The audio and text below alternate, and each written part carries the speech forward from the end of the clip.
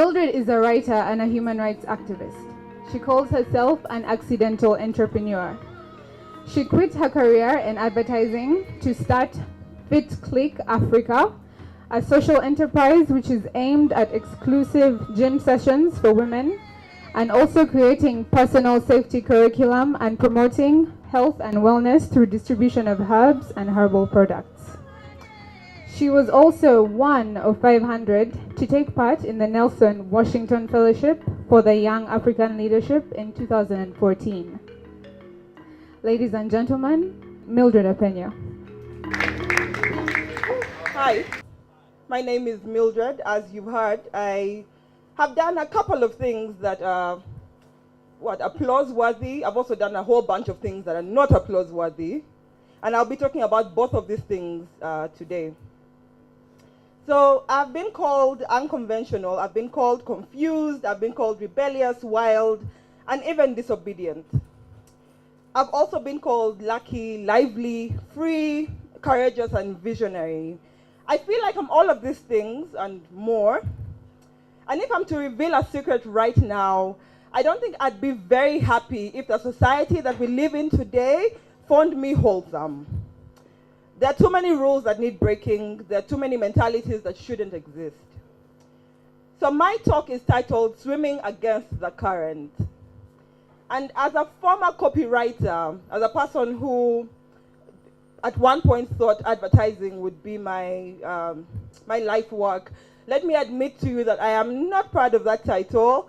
It was a first thought like Mosisi's manhole covers, come flower pots, come rubbish bins, whatever those are. But anyway, it does its job. Anyway, what are some of the currents that make up the flow of our society? One of those is beauty. Like fashion, beauty changes shape and form on an almost decade by decade basis. And every time its definition morphs, there are girls and women and even men who find themselves delighted to be included in this circle of beauty. And every time it changes, there are girls and women and even men who find that they're no longer the visual darlings of the universe. The world has moved on. I think you've heard people say, nobody is perfect.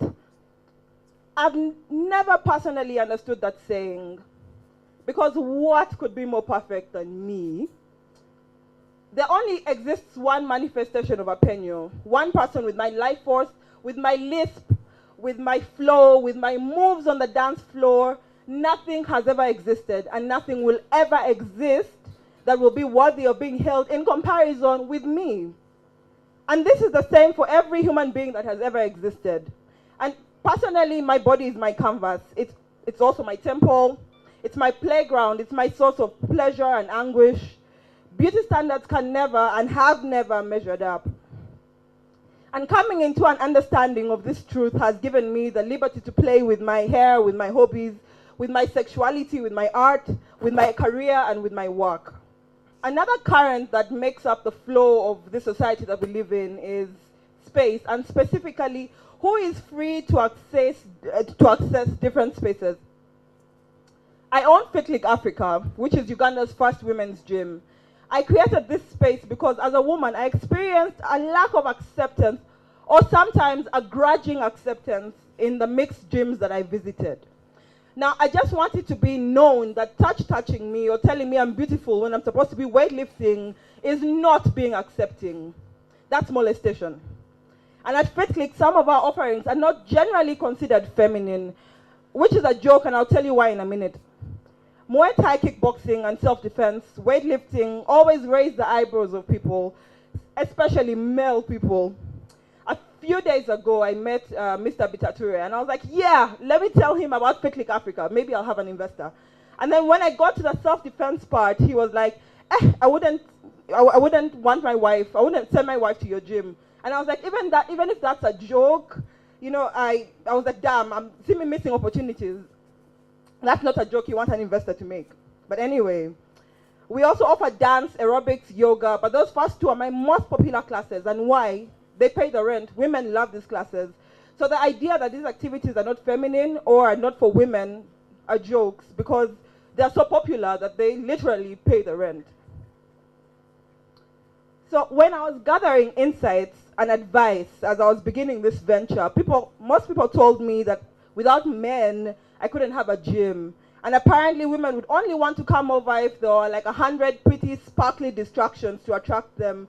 Like, I don't know, fancy mani-pedis and teddy bear shops. I don't know. People infantilize women so much.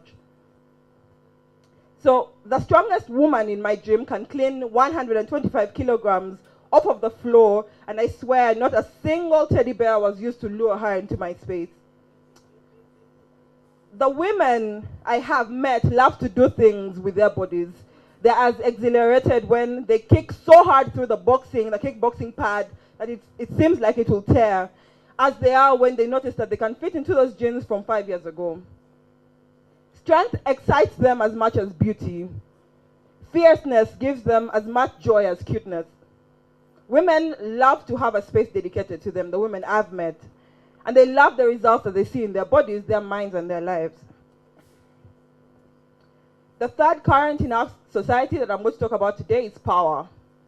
Who has the power? Who is allowed to have a loud opinion, to speak, to demand? In Uganda, it's whoever has the money bags. What we forget, or what the people who bring us up forget to tell us, is that we all have power. The ability to speak out and be heard, the power to say no, the power to say stop, the power to walk away from mentalities and beliefs that no longer serve us. I have a 3-year-old who knows me as her most available mother figure. She became my daughter when my mother passed away. She was 11 days old. And now Daniela, by virtue of being an Apenyo child, I'm an Apenyo child myself, by virtue of being an Apenyo child, she has the life force of 1,000 suns. This girl is an explosion of wit, of joy, of energy. And one thing that I have done from day one is to show this girl in every way that I can, that she has power. That when she says no, people must listen. That when people say no to her, they should tell her why. That when she sings a song or tells a story, it's beautiful, even if nobody thinks so. By virtue of her having told it, it's lovely. I may have created a monster. I mean, she might be extremely egotistical in the future. We'll deal with that. But also, I may be in the process of bringing up the most self-aware, most confident woman that I'll ever know. This woman won't sit down and cower when she experiences sexism in the workplace, if we haven't gotten rid of that by the time she's ready to work. This woman won't melt into a puddle of worthlessness when some clearly blind person tells her that she's ugly or fat or whatever the ridiculous slurs of the day will be.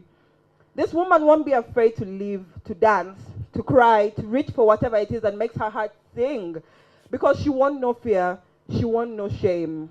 She won't know shame. Thank you.